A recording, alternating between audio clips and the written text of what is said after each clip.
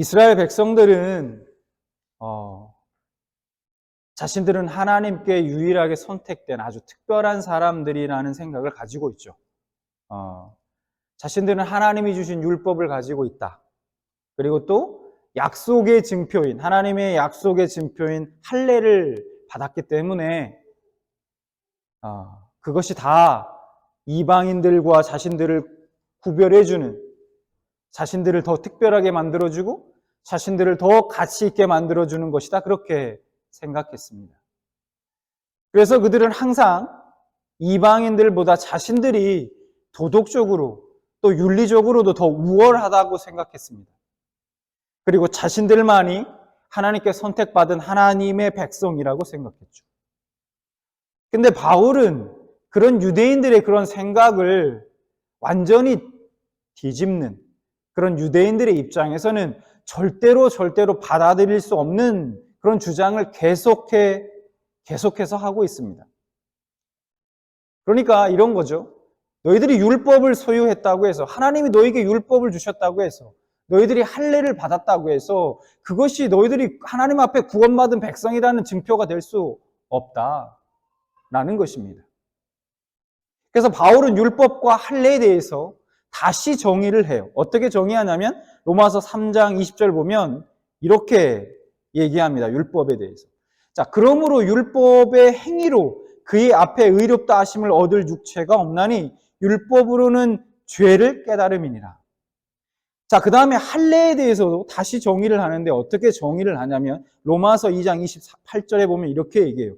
무릇 표면적 유대인이 아니요 표면적 육신의 할례가 아니니라 이렇게 얘기합니다. 그러니까 무슨 얘기냐면 율법을 가졌다고 해서 그 자체로 거룩해지는 것도 아니고 하나님의 백성이 된다라는 그런 증거도 아니라는 겁니다. 그리고 율법을 완벽하게 지킬 수 있는 사람, 그런 사람도 없기 때문에 결국 율법을 주신 이유는 그 역할은 인간으로 하여금 본인 스스로가 죄를 깨닫게 해주기 위해서, 깨닫게 하기 위해서라는 것입니다.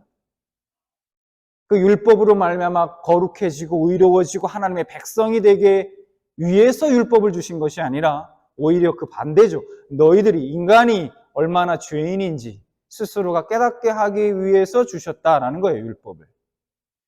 또한 할례에 대해서도 그냥 표면적으로 보여지는 할례 받은 그 표시가 그걸로 말미암아 거룩해지거나 의로워지는 것도 아니고 하나님의 백성이 되는 것도 아니다라는 거예요. 자, 그러면서 바울은 3장 28절에, 로마서 3장 28절에 이렇게 이야기합니다. 3장 21절. 네. 21절, 22절에 이렇게 얘기해요. 이제는 율법 외에 하나님의 한 의가 나타났으니 율법과 선지자들에게 증거를 받은 것이라 곧 예수 그리스도를 믿음으로 말미암아 모든 믿는 자에게 미치는 하나님의 의인이 차별이 없느니라. 여러분, 이제는 이라는 단어를 쓰고 있어요. 이제는. 그러니까 이제는 이라는 단어의 의미는 어떤 겁니까? 이 전의 것과 그 다음의 것이 전혀 다른 것이다. 이런 뜻입니다. 결국 한 사람이 하나님 앞에 의롭게 되기 위해서는 율법이나 할례로 되는 것이 아니라, 그런 것으로 되는 것이 아니라 예수 그리스도를 믿는 믿음으로 의롭게 되는 것이다 라는 겁니다. 심지어 바울의 주장은 뭡니까? 뭐라고 주장합니까? 지금 말씀 속에서 모든 믿는 자는 다 한 사람도 예외 없이 의롭게 될 수 있다. 믿는 자는. 유대인뿐만 아니라 이방인들도 다 의롭게 될 수 있다. 그렇게 주장하고 있어요. 근데 여기서 우리가 잠깐 알고 짚고 넘어가야 될 것이 있습니다. 뭐냐? 그러면 의롭다는 말이 무슨 의미일까 하는 거예요. 의롭게 된다, 의롭다, 이런 얘기 우리가 많이 들었고 많이 하지 않습니까? 도대체 그러면 의롭다라는 말이 무슨 의미일까요? 먼저 이것을 우리가 분명히 알고 가야 합니다. 굉장히 중요하기 때문에. 자, 의롭다라고 하는 것은 법정 용어입니다. 법정 용어. 그러니까 어떤 법정에서 사용되는 용어예요. 어떤 뜻이냐? 하나님의 심판대 앞에서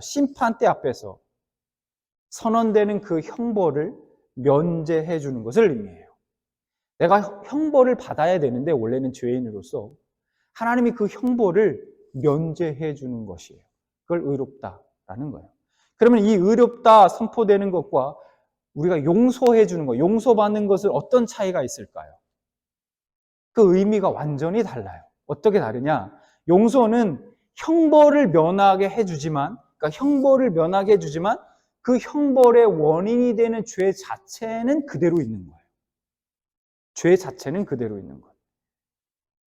그러나 의롭다라고 선포하는 것은 뭐냐?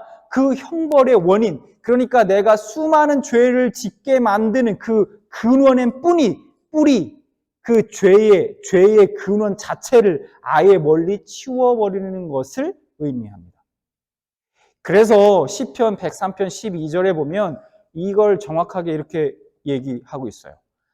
동이 서에서 먼 것처럼 그분은 우리로부터 죄를 멀리 치우셨습니다. 이렇게 말씀하고 있어요. 죄를 멀리 치워버리셨다. 여기서 말하는 죄는 죄의 열매만을 말하는 것이 아니에요. 그러니까 예를 들면 우리가 도둑질을 하면 그 도둑질 한 것 자체, 그 죄만을 말하는 것이 아니라 그 죄를 짓게 만드는 그 근원, 그 죄, 근원적 죄. 그걸 말한다라는 거예요. 그 죄를 멀리 치워버리셨다. 이렇게 말씀하고 있는 겁니다. 그러니까 하나님께서는 십자가를 통해서 그 죄를 아예 멀리 치워버리셨습니다. 자, 그러면 이제 다시 돌아와서 문제는 이런 바울의 주장들은 유대인들 입장에서는 절대로 받아들일 수 없는 주장인 거예요. 유대인들이 그동안 가지고 있었던 그들의 생각이나 그들의 전통에 전혀 맞지 않는 것이기 때문이에요. 율법을 지킴으로 말미암아 할례를 받았기 때문에 그것으로 우리가 의로워지고 하나님의 백성이다라고 생각하고 살아왔는데 그게 아니라고 얘기하는 거예요. 지금 다 틀렸다라고 얘기하니까 여러분 그거 받아들일 수 있겠습니까? 받아들일 수 없죠. 그런 그들에게 이런 주장을 한다는 건 주장한다는 것 자체가 사실 목숨을 걸지 않으면 안 되는 일이었던 거예요. 바울로서는. 자, 어쨌든 바울은 의롭다 하심을 믿음으로 얻는다는 이 진리를 설명한 이후에 이어지는 오늘 본문에서 확실한 증거를 제시합니다. 증거를 딱 내미는 거예요. 그래서 믿지 못하니까, 그걸 받아들이지 못하니까 좋아. 그럼 내가 증거를 제시할게. 하고 그들에게 증거를 이제 제시합니다. 그것이 오늘 본문 말씀이에요. 로마서 4장에. 자, 그들의 조상이자 뿌리인 아브라함을 소환해요. 아브라함. 자, 바울은 지금 믿음으로 의롭다 하심을 얻는다는 진리를 그것을 확증하기 위해서 아브라함을 증인으로 초청한 것입니다. 그래서 유대인에게 있어서 아브라함이 어떤 존재입니까, 여러분? 굉장히 특별한 존재죠. 그냥 어떤 자신들의 조상의 한 사람, 이 정도가 아니라는 거예요. 아브라함은 육신으로 유대인의 조상이었고 뿐만 아니라 경건에 있어서 그들의 롤 모델이 되는 그런 조상이었습니다. 그런 아브라함을 유대인들은 공경했어요. 매우. 유대인들은 아브라함을 의인으로 생각했고 순종의 모델로 그렇게 생각했습니다.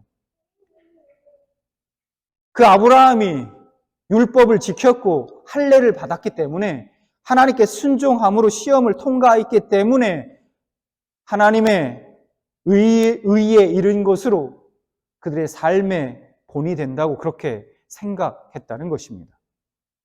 그래서 지금 바울은 그 아브라함을 소환해서 그들 앞에서 자, 그러면 너희들이 지금까지 아브라함에 대해서 생각하고 있었던 거 그게 진짜 맞는지 아닌지, 과연 그게 사실인지, 성경이 과연 뭐라고 얘기하고 있는지 우리 한번 보자. 자, 그렇게 지금 말하고 있는 것입니다.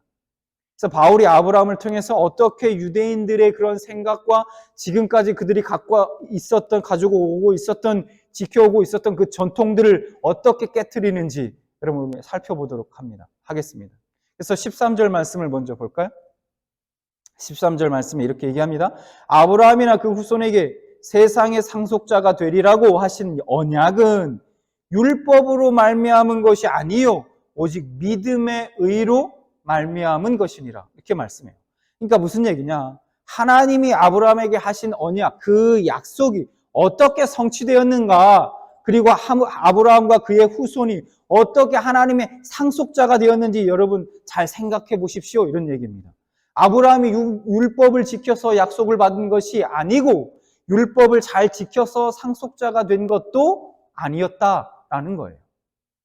결정적으로 아브라함이 하나님께 약속을 받았을 때 율법이 있었을까 하는 거예요. 율법이 있었을까요? 하나님께 약속을 받았을 때 그때 이미 율법이 주어졌었을까요? 갈라디아서 3장 17절에 이렇게 얘기합니다.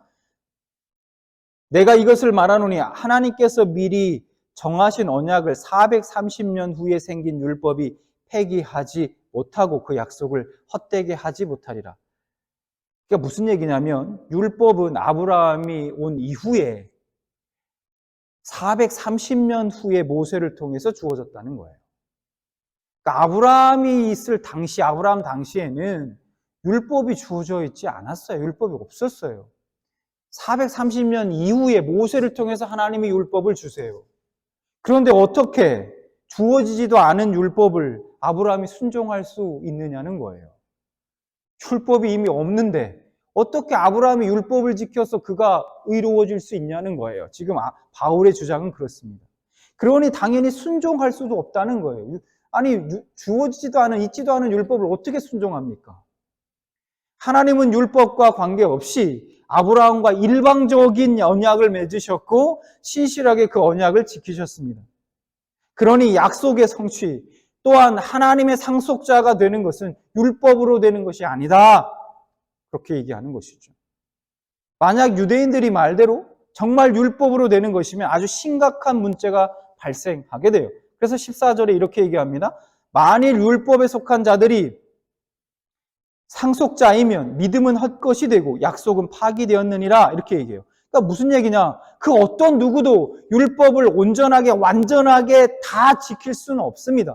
그렇기 때문에 하나님과의 약속은 자연스럽게 파기될 수밖에 없고 왜냐하면 율법을 어기기 때문에 그렇게 되면 결국 아무도 하나님의 상속자가 될 수 없다. 이런 문제가 발생한다라고 지적하고 있는 겁니다. 그러므로 결론적으로 바울의 얘기는 뭡니까? 16절 이렇게 정의합니다. 그러므로 상속자가 되는 그것이 은혜에 속하기 위하여 믿음으로 되나니 이는 그 약속을 그 모든 후손에게 굳게 하려 하심이라. 율법에 속한 자에게뿐만 아니라 아브라함의 믿음에 속한 자에게도 그러하니 아브라함은 우리 모든 사람의 조상이라 이렇게 말씀해요. 그러니까 하나님이 주신 그 약속이 은혜가 되기 위해서는 우리가 하나님의 상속자가 되기 위해서는 즉 의롭게 되는 것은 율법이 아니라 무엇으로 된다? 믿음으로 되는 것이다 라고 말씀하고 있다는 거예요. 하나님의 약속이 은혜가 되기 위해서는 율법을 열심히 지켜서 그것 때문에 의로워지고 뭔가 하나님의 약속이 주어진 것은 여러분 은혜가 될 수가 없어요. 왜요? 은혜는 값없이 주는 것이 은혜인데 무엇인가 율법을 잘 지켜서 그것에 순종해서 하나님이 약속해 주시고 그를 상속자로 삼아 주셨다면 그건 보상이지 은혜가 아니라는 얘기예요. 보상으로 주어진 것이지. 자, 그 다음에 9절과 10절 말씀을 보겠습니다. 그런즉 이 복이 할례자에게냐 혹은 무할례자에게도냐 무릇 우리가 말하기를 아브라함에게는 그 믿음이 의로 여겨졌다 하노니 그런즉 그것이 어떻게 여겨졌느냐 할례시냐 무할례시냐 할례시가 아니요 무할례시니라. 말씀이 좀 어렵죠. 바울이 지금 그 다음에는 율법을 거론한 다음에 할례를 거론하고 있는 거예요. 바울이 유대인들에게 이렇게 얘기하고 있는 겁니다. 의롭다 하심을 얻으려면 할례가 꼭 필요하다고 생각하십니까? 그렇다면 여러분 아브라함을 한번 생각해 보십시오. 우리 한번 같이 생각해 봅시다. 아브라함이 의롭다 하심을 받은 것은 언제입니까? 할례를 받기 전입니까? 아니면 할례를 받고 난 후입니까? 그렇게 묻는 거예요. 유대인들은 창세기 17장을 근거로 해서 할례가 아브라함이 하나님의 백성이 되는 증표라고 그렇게 주장합니다. 그래서 창세기 17장 10절 11절 보면 이렇게 말씀해요. 너희 중 남자, 이게 하나님이 아브라함에게 말씀하신 거죠. 너희 중 남자는 다 할례를 받으라. 이것이 나와 너희와 너희 후손 사이에 지킬 내 언약이니라. 너희는 표피를 베어라. 이것이 나와 너희 사이의 언약의 표징이니라. 근데 아브라함이 믿음으로 의롭다 함을 받은 일은 창세기 15장에 기록되어 있습니다. 그리고 할례를 받은 지금 이 이야기, 할례에 대한 내용은 몇 장에 기록되어 있습니까? 창세기 17장에 기록되어 있잖아요. 그런데 15장에 이미 믿음으로 의롭다야 하는 내용이 이미 기록되어 있다. 이미 하나님이 아브라함에게 말씀하셨다는 거예요. 15장 6절 볼까요? 창세기 15장 6절. 아브라함이 여호와를 믿으니 여호와께서 이를 그의 의로 여기시고, 이렇게 말씀하세요. 이미 할례를 받기 전에 믿음을 보시고 하나님이 아브라함을 의롭다, 의로 여겨주셨다라고 말씀하고 있어요. 그래서 이 15장과 17장의 사이에는 약 14년이라는 시간이, 최소 14년이라는 시간이 간격이 존재합니다. 간격이 있어요. 즉 이것은 아브라함이 먼저 의롭다함을 받고 상당한 세월이 흐른 후에 아브라함이 이방인일 때 할례를 받았다는 것을 말해준다는 거예요. 결국에 아브라함이 의롭다 여김을 받은 것은 할례 때문이 아니라는 겁니다.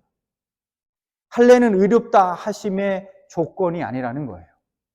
오직 믿음으로써 의롭게 된다는 것입니다. 자, 그 다음 2절 말씀을 보겠습니다. 2절에 이렇게 말씀해요. 만일 아브라함이 행위로서 의롭다 하심을 받았으면 자랑할 것이 있으려니와 하나님 앞에서는 없느니라. 만약에 아브라함이 어떤 순종이나 그런 그의 어떤 행위로 의롭다 하심을 얻으면 자랑할 것이 있을 겁니다. 그가 뭔가를 하나님 앞에 잘해서 순종해서 그걸 통해서 의롭다 하심을 얻었다면 당연히 자랑할 만하죠. 왜냐하면 행위로 얻었다면 내가 한 일의 결과로서 주어진 것이기 때문에 그렇습니다. 그러나 아브라함도 자랑할 것이 전혀 없다고 말씀합니다. 왜냐? 3절 말씀을 보겠습니다. 성경이 무엇을 말하느냐? 아브라함이 하나님을 뭐라고요? 믿음에 그것이 그에게 의로 여겨진 바 되었느니라 라고 말씀해요. 이 말씀, 로마서 4장 3절 말씀은 창세기 15장 6절 말씀, 아까 앞에서 봤던 아브라함이 여호와를 믿으니 여호와께서 이를 그의 의로 여기시고 라는 이 말씀을 인용한 것입니다. 그러니까 아브라함이 어떻게 의롭다 하심을 얻었습니까? 하나님을 믿었기 때문에, 그의 행위가 아니라. 특히 이 말씀에서 중요한 단어가 등장해요. 저는 여러분 이 단어를 볼 때마다 말씀에서 이게 너무너무 진짜 감격스럽습니다. 너무너무 은혜롭고, 어떤 단어냐면 바로 이겁니다. 여겨졌다로 번역된 단어입니다. 여겨졌다라는 말. 여러분 이 단어가 오늘 본문 이 4장에 몇 번 등장하냐면, 4장 안에만 몇 번이 등장하냐면 무려 11번 등장합니다. 여겨졌다, 의로 여겨졌다라는 말이 11번이나 무려 등장해요. 4장에. 이 말씀이 굉장히 중요하다는 거예요. 그러니까 하나님이 아브라함의 믿음을 보시고 어떻게 생각하십니까? 여러분, 여겨졌다는 말이 무슨 뜻입니까? 여겨졌다. 그러니까 예를 들면 이런 거예요. 우리 건희에게 누군가 참 내가 당신을 아름답다고 여깁니다. 너무너무 예쁘다고 여깁니다. 이게 무슨 얘기입니까? 저는 우리 건희 자매를 아름답다고 여겨요. 이렇게 무슨 얘기일까요? 이게 의미가? 그렇죠. 이런 의미. 원래는 그렇게 아름답지 않을 수도 있어요. 그렇지 않다는 얘기가 아니에요. 그런데 나는 그렇게 생각해요. 나는 당신을 그렇게 인정해요. 이런 뜻이에요. 그러니까 여긴다는 건 사실 아닌데 그렇다고 생각하고 여긴다, 인정한다, 그런 얘기입니다. 그러니까 믿음을 보시고 아브라함을 의롭다 여겨주셨다라는 건 무슨 의미입니까? 아브라함이 정말 의로워서 의롭다고 여긴 게 아니라는 얘기죠. 하나님이 그 믿음을 보시고 의롭다고 생각하고 의롭다고 인정해 주신 거예요. 진짜 의롭지 않음에도 불구하고. 그래서 아브라함은 의롭지 않지만 하나님은 그를 의로운 자로 보신다는 거예요. 죄가 있는 자가 아니라 죄가 없는 자로 보신다는 겁니다. 아브라함은 결코 완벽하지 않아요. 완벽하지 않지만 하나님은 마치 그가 완벽한 것처럼, 온전한 것처럼 그를 대하신다는 겁니다. 그래서 믿음을 보시고 아브라함을 의롭다 여겨주신다는 것은 전적인 하나님의 은혜인 거예요. 왜냐하면 그가 의롭지 않은데 의롭다고 여겨주시니까 은혜죠. 값없이 주신 것. 선물로 주신 것. 그래서 은혜라고 우리는 이야기하는 거예요. 은혜로 말미암아 그에게 주어진 것입니다. 여러분, 은혜가 뭡니까? 하나님이 거저 주시는 것이죠. 조건, 자격이 안 되는데 주시는 거예요, 일방적으로. 그래서 그것을 우리는 은혜라고 불러요. 내가 받을 가치가 있어서 받는 것은 품삯이에요. 그건 결코 은혜가 아닙니다. 그래서 바울은 로마서 4장 4절과 5절에 이렇게 얘기합니다. 일하는 자에게는 그 삭시 은혜로 여겨지지 아니하고 보수로 여겨지거니와 이 일을 아니할지라도 경건하지 아니한 자를 의롭다 하시는 이를 믿는 자에게는 그의 믿음을 의로 여기시나니, 그렇게 얘기하고 있죠. 우리가 무엇을 잘해서 우리의 행위를 보고 하나님이 우리를 의롭다 여겨주셨다면 그건 은혜라고 얘기할 수 없어요. 보상 혹은 삭시다. 마땅히 주어야 될, 베풀어야 될 것을 그냥 준 거예요. 받아야 될 걸 받은 거고. 그러나 우리는 결코 의롭지 않음에도 불구하고 하나님이 우리를 의롭다고 여겨주셨어요. 믿음 하나 보시고, 예수 그리스도를 믿는 믿음 하나 보시고 우리를 의롭다고 여겨주셨다는 거예요. 그래서 우리는 은혜라고 불러요, 이거를. 우리 인간의 편에서 여러분, 이것보다 은혜롭고 감사한 선언이 있을까요? 믿음을 보시고 의롭다고 여겨주셨다. 여러분, 이것만큼 우리 인간의 편에 은혜로운 선언이 있을까요? 여러분, 이것만큼 우리가 감사한 표현이 있을까요? 없습니다. 저와 여러분은 의롭지 않아요. 우리가 지금 이 순간도 하나님 앞에 여전히 죄를 짓고 죄인으로 우리가 살아가지만 하나님이 우리를 보실 때 우리의 그 믿음을 보시고 예수 그리스도를 믿는 믿음 하나 보시고 우리를 의롭다 여겨주신다라는 거예요. 그래서 이것이 은혜다라는 것입니다. 아브라함이 믿음으로 의롭게 된 것은 그의 행위에 대한 결과로 받은 보상이 아니라는 거예요. 일한 것이 아무것도 없지만 그냥 은혜로 받은 선물이라는 것입니다. 만약 우리가 여러분 행위로서 어떤 경건을 위해 일한 대가로 의롭다 하심을 얻어야 한다면 여러분 우리는 절대로 행복할 수 없습니다. 복 있는 사람이 될 수 없어요. 항상 부족하고 항상 불안하고 항상 만족할 수 없을 거예요. 절대로 의에 이를 수 없는 부족한 나. 그래서 늘 죄에 짓눌린 불행한 삶을 살 것입니다. 그러나 믿음으로 의롭다 하심을 얻는다는 이 진리는 여러분 우리를 자유케 합니다. 우리를 자유케 해요. 우리는 더 이상 죄로 인해 정죄받지 않습니다. 어느 누구도 우리를 정죄할 수 없어요. 우리가 그 복을 받은 자이기에 그 복을 알기에 때로는 죄에 넘어지고 실패할지라도 우리는 다시 일어설 수 있습니다. 바울은 다윗의 증언을 통해서 이 같은 사실을 확증하고 있어요. 4장 6절, 7절, 8절.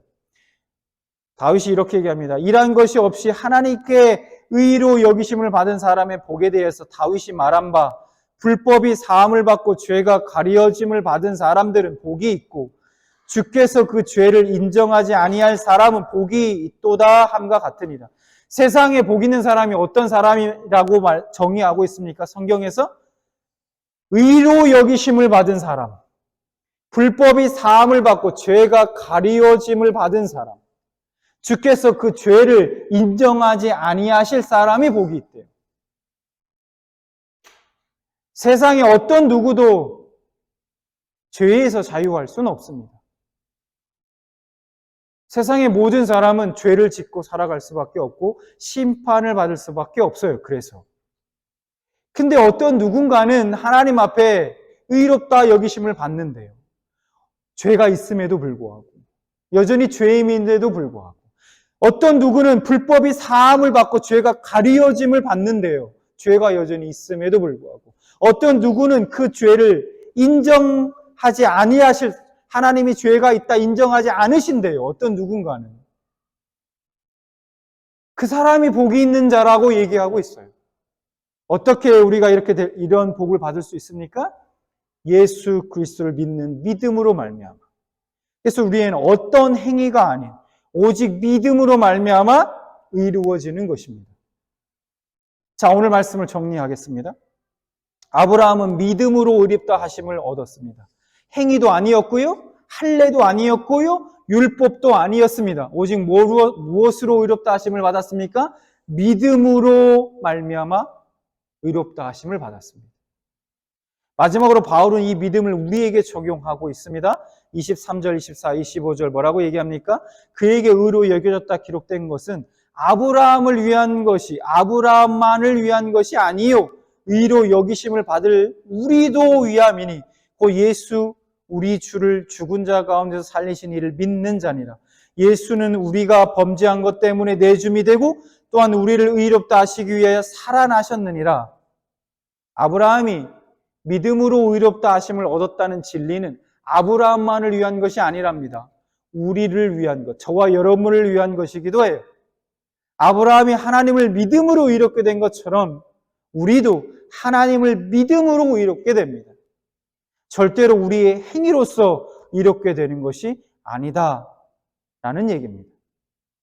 여러분, 주일 예배에 빠지지 않는 것으로 또는 부흥에 참석하고 기도에 참석하고 성경 공부 열심히 하고 헌금 11조 빠지지 않고 다 하고 그런 것으로 또는 우리가 하나님 앞에 정말 열심히 착한 일 많이 하고 그 다음에 덕을 열심히 쌓고 하는 것으로 우리가 의롭게 되고 구원을 얻을 수 있다고 말할 수 있을까요?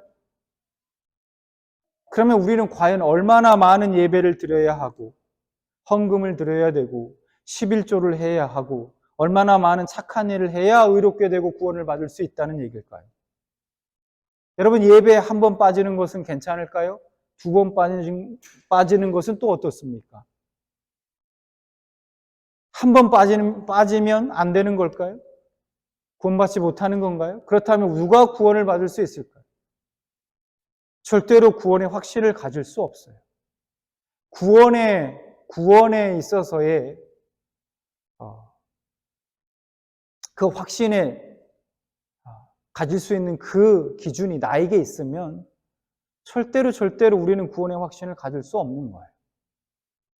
다시 한번 말씀드리지만 절대로 의에 이를 수 없고 그래서 늘 죄에 짓눌린 불행한 삶을 살 수밖에 없는 겁니다. 아브라함이 죽은 자를 살리시는 능력의 하나님을 믿었던 것처럼 우리도 예수님을 죽은 자 가운데 살리신 능력의 하나님을 믿습니다. 약속하신 것을 능히 이루시는 하나님을 믿는 거예요. 구원에 이르는 믿음은 내가 범죄한 것 때문에 하나님의 아들이 나를 대신해서 죽으셨다라는 것을 믿는 것입니다. 죽으신 것이 끝이 아니라 부활하심으로 사망 권세를 이기시고 승리하셨다는 것을 믿는 믿음입니다. 물론 우리가 믿음으로 의롭다 하심을 얻었지만 우리의 삶은 여전히 의롭지 못할 때가 많죠. 우리의 삶이 우리의 신분과 어울리지 않을 때가 많은 것이 사실이에요. 믿음의 조상 아브라함도 그랬습니다. 하지만 그럴지라도 아브라함은 하나님을 끝까지 믿었습니다. 그 약속을 신뢰했어요. 우리도 그러해야 합니다. 여러분, 오늘 말씀을 꼭 기억하시기 바랍니다. 가슴에 새기시기 바라요. 오늘 말씀. 굳건한 믿음 가운데 절대로 흔들리지 않는 구원의 확신 가운데 서시기 바랍니다. 혹 아직 예수 그리스도를 믿지 않는 분이 계시다면 그분을 믿음으로 하나님의 자녀된 권세를 누리시게 되시기 바랍니다. 여러분, 이제 나의 행위에 근거한 확신이 아니라 하나님이 행하신 일과 그 약속의 말씀에 근거한 확신에 서 있는 자가 되시기 바랍니다. 나의 열심이 아니라 하나님의 열심에 근거한 확신에 서 있는 자가 되시기 바라요. 사랑하는 우리 평안가족 모두가 예수 그리스도의 죽음과 부활로 주어진 구원의 은혜를 풍성히 누리게 되시길 진심으로 소망합니다.